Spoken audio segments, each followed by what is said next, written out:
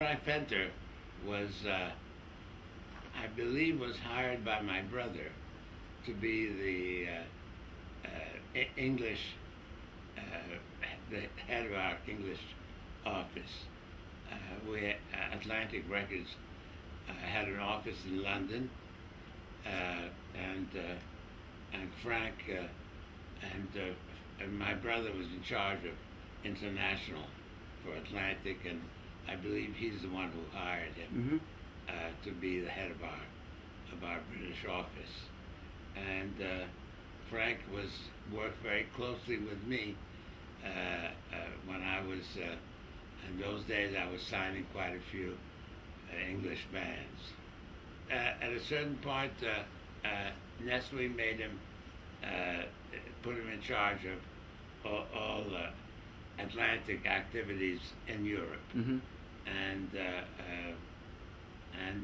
that was just before Frank left. I believe Frank must have left in 1969, Atlantic, to join Phil Walden in Macon, Georgia, where together they put together a new record company called Capricorn.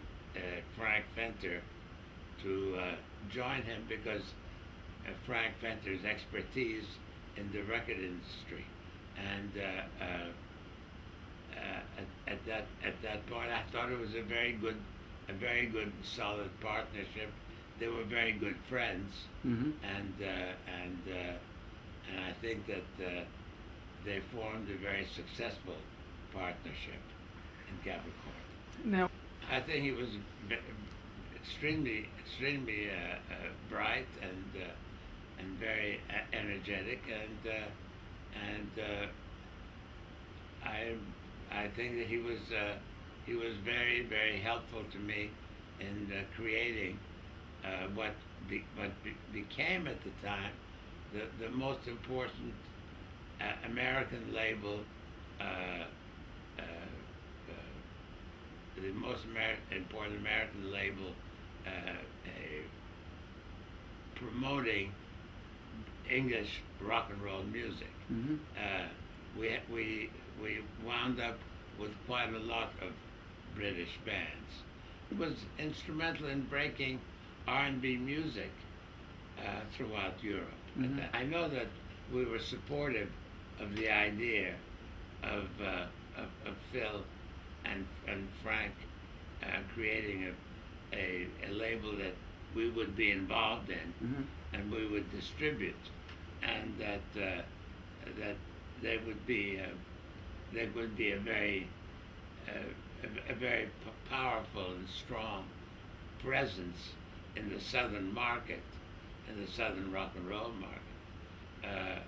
The fact that they had the Allman Brothers, when Dwayne was alive, I mean, the Allman Brothers were the band, the great southern band, and still are one of the all-time best southern rock bands, along with just a couple of others.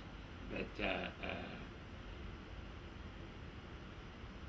I think that they certainly created part of rock and roll, an important part of rock and roll history, and it's with much grief that I think of their not being with us anymore, because they were a very important presence in not only in the history of Atlantic, but in the history of rock and roll music. Both Phil and Frank were very important people in that history. And I think, I think he needed somebody, and Frank fulfilled that great need. He needed somebody who understood the record business, and together they formed a great partnership. I don't know what the exact percentage of the division, either the division of labor or the division of ownership, or I'm not sure to what extent which one contributed in every different department. You can't know that unless you're part of the company.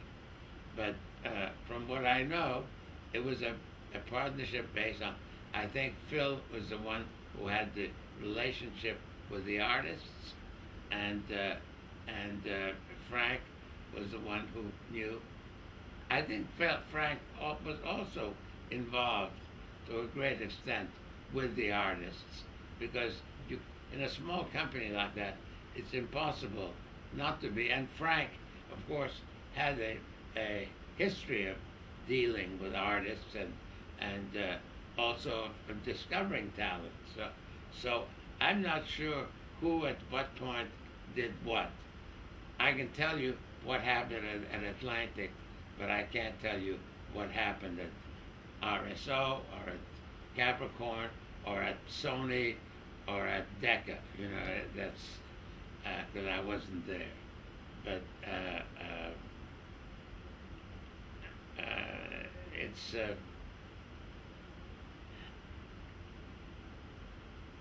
it's without a doubt, whatever success they gain because of the effort they each put in, and together they created what was that label. I think that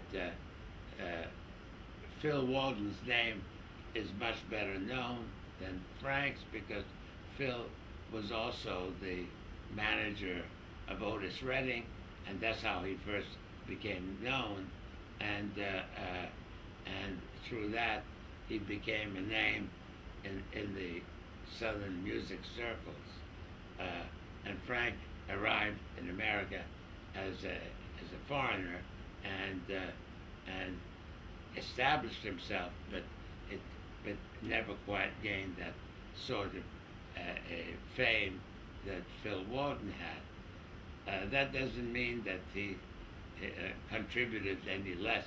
The only times I went to Macon was for I guess for Frank's funeral.